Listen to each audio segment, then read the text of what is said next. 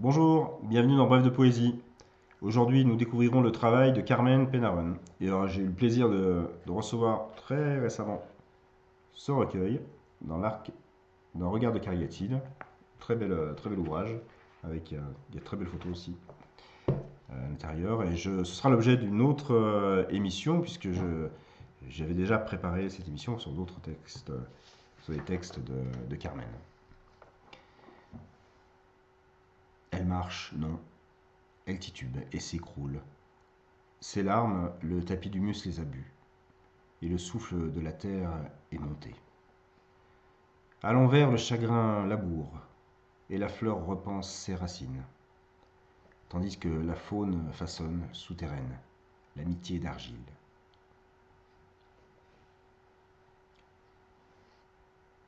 À l'ombre sur le petit banc de bois.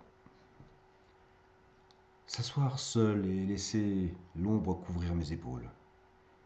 Ouvrir la conscience à tout ce qui se passe sur ce chemin de terre ou dans l'herbe, dont le vert se hisse en tendresse jusqu'au feuillage. Deviner ce qui, en silence, plane dans l'atmosphère. Saisir l'absence. Il n'y a personne sur ce banc, juste une présence, trop vive qu'on oublie. Le toit, des oui, des soupirs. La tristesse s'emmène sur le pont, si triste elle tombe et larmes se noient dans l'onde qui les disperse en chevelure. Belle Ophélie. Dites-moi comment cueillir la peine, la cueillir sans la défroisser, l'apprivoiser dans la folie, la flatter dans ses caprices, la suivre dans l'instabilité des jours. Avec ou sans espoir, la regarder passer. À tes côtés, j'ai le soupir comme une fleur près de ta jugulaire. Il s'endort. J'ai une fleur au cœur bouton, elle s'ouvre et sans but le vol. L'ange a un doute de velours, ses ailes déplissent les étoiles. Matin blanc et sève.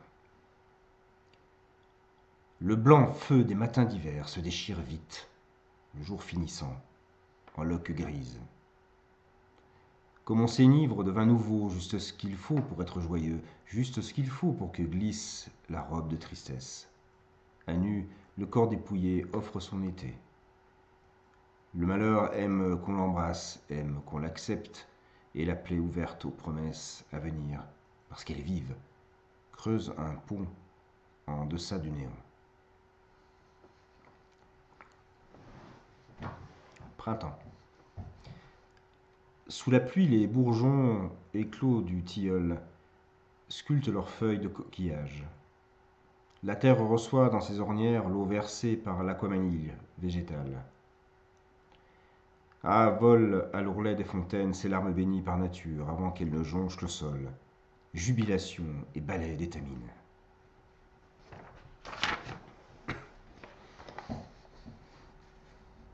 Trois instants. Too late. L'oiseau rehausse ses plumes d'ambre, puis trace, du couchant vers l'est, sa parabole. Le bleu du ciel de rose et mauve sans miel. Ton phare Hopper garde sa couleur silence, un cri chaud de sirène, au loin, la transperce. Croissance. L'homme est un rêve de silence, il vit en mode utopie dans un monde de chimères. Le brin d'herbe babille, fier de son manchon de lumière. L'élan. Elle était l'élan qui vers toi accourait, un geste, un soupçon aurait brisé ses ailes, un signe, un sourire et la courbe de ses bras a bouclé l'étreinte. La nature en piste. Tendez la main aux petits pas fins qui élisent silence dans le bruissement des espaces zélés. Écoutez, la cigale ne chante pas, elle rompt le calme, et la fourmi en est toute désorientée. L'une stridule, l'autre mandibule. La nature offre à la cigale la blancheur tactile d'un chemin de son. Elle abandonne la fourmi à l'encodage de ses pistes aléatoires. L'enfant regarde. Il est l'œil dans le bec de la vie et rêve à la grande personne qu'il sera. Mais homme, il ne se retrouve que dans l'effondrement de ses tours d'orgueil, quand les illusions se retirent et que demeure l'œuvre du silence, à faire naître, dans un mouvement de petits pas fins, qu'un chant de cigale accompagne. Et un dernier texte court. Le brin d'herbe à l'aube s'étire, et devant la pâquerette s'émerveille. Tout ce qui vit s'abandonne en simple dans l'indicible érection de la joie. Passer une journée avec des moments de joie, j'espère qu'ils seront indicibles. Et à très très bientôt dans Boîte de Poésie. Au revoir.